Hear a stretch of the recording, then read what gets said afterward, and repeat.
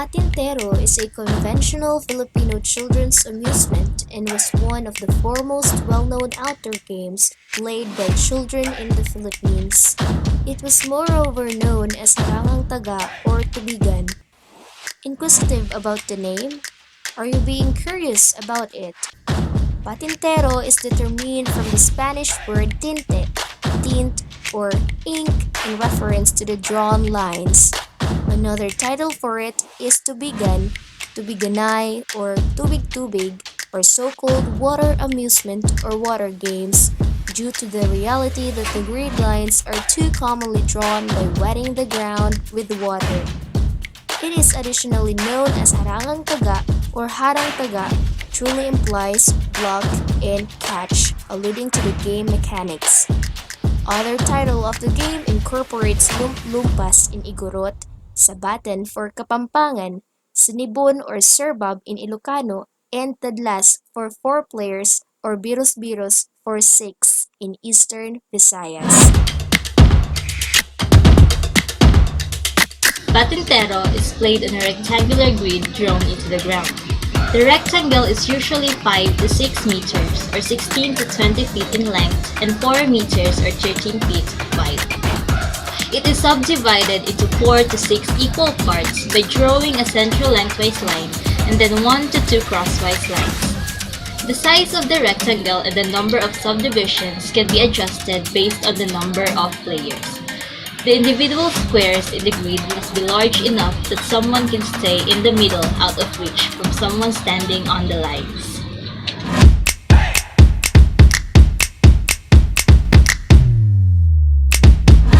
Runners can cross at any time and to any adjacent square.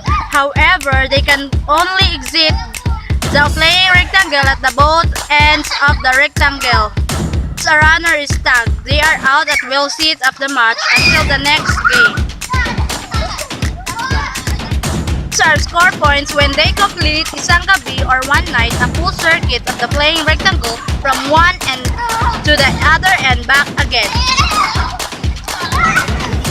All the runners have been tagged. The teams reverse roles, with the taggers now becoming the runners and vice versa.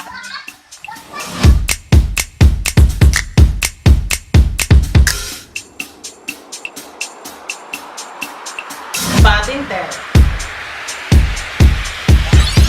The object of the game is to cross the rectangle back and forth without getting tagged.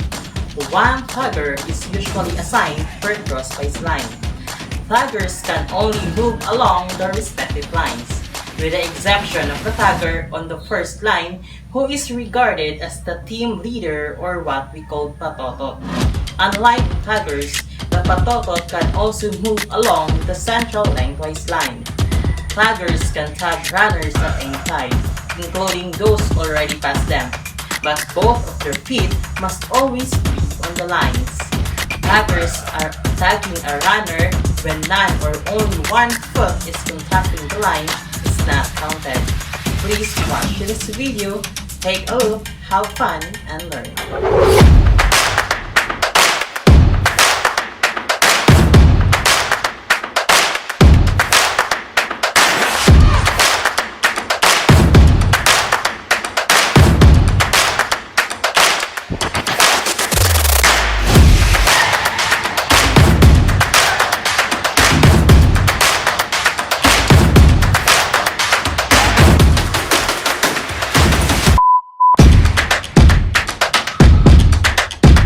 Runners can cross at any time and to any adjacent square. However, they can only exit the playing rectangle at both ends of the rectangle. Once a runner is tagged, they are out and will sit out the match until the next game. If all runners have been tagged, the teams reverse roles, with taggers now become the runners and vice versa.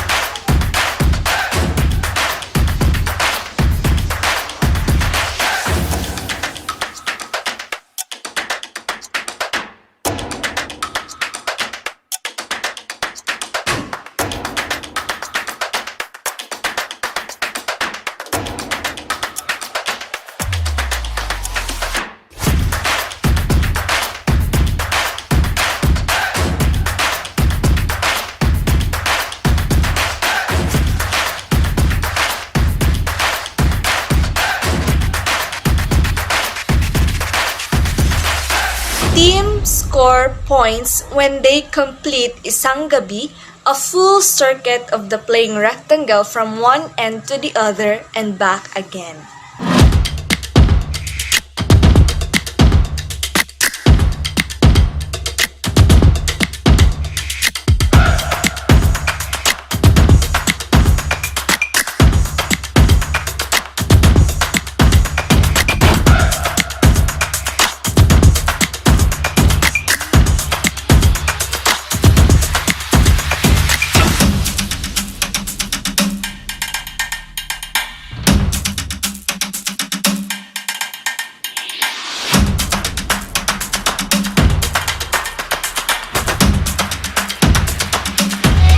In some versions of the game, the match ends even if only one runner is tagged.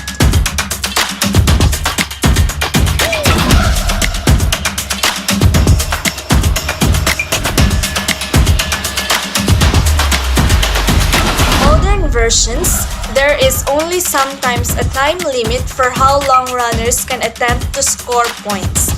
The match ends once the time is up, regardless if no points have been scored.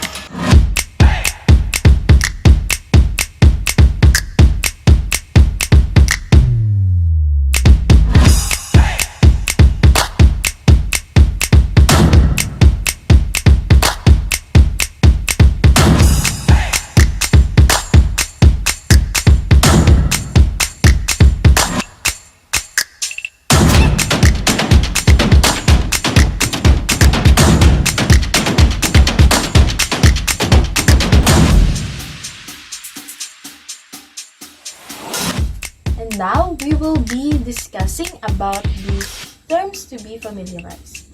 The first one is the bangon. When we say bangon, it is the players or the members who will be playing for the games. And then the second one is the taya. It is a defender or a tagger. The leader will be yelling or yells if the bangon member reaches be safe. Now, let's proceed to the other two terms to be familiarized since we are done to the two terms bangon and taya. So the last two terms to be familiarized is called tubig. It is when the leaders yell if any bangon members will reach to the be safe area. And the last term to be familiarized is called isang gabi. It is when if a bangon member safely reaches to be safe area, then back home to a safe area, similar to a one-round trip.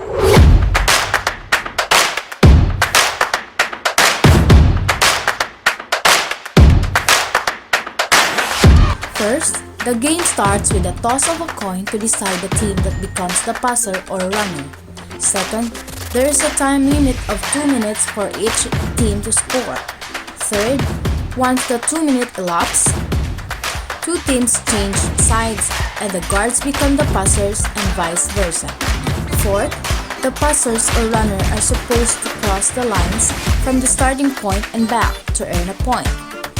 Fifth, the line guards are positioned on the vertical lines with one on the horizontal line of the grid, making sure that their feet are always on the line.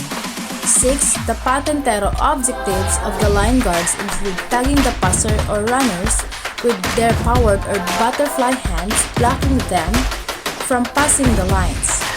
Last number, once a guard tags any of the passers, the line guards assume the position of the passer.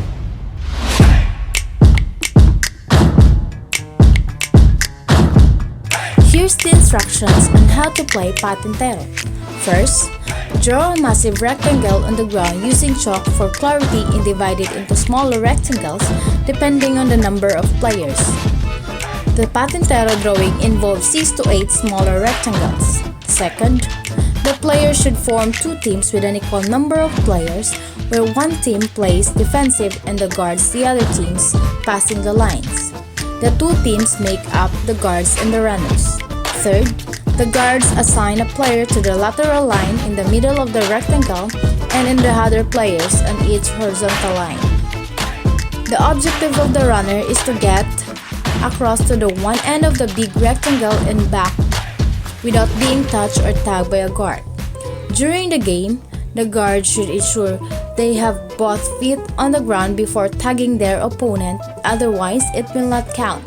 6. Once a runner is tagged, he or she gets out of the game if a runner makes it across big rectangle and back without being touched with the butterfly fingers.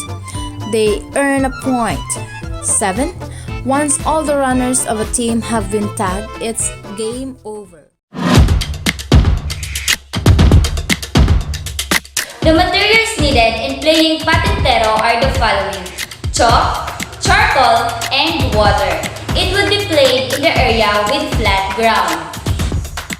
How is the game played? In playing Patintero, the players are divided into two teams of equal number, namely the runners and the taggers. In order to divide which team will be the runners or taggers, we need to toss a coin. Winning the toss entitles the players on that team to be runners. The object of the runner is to get through all the lines back and forth without being tagged.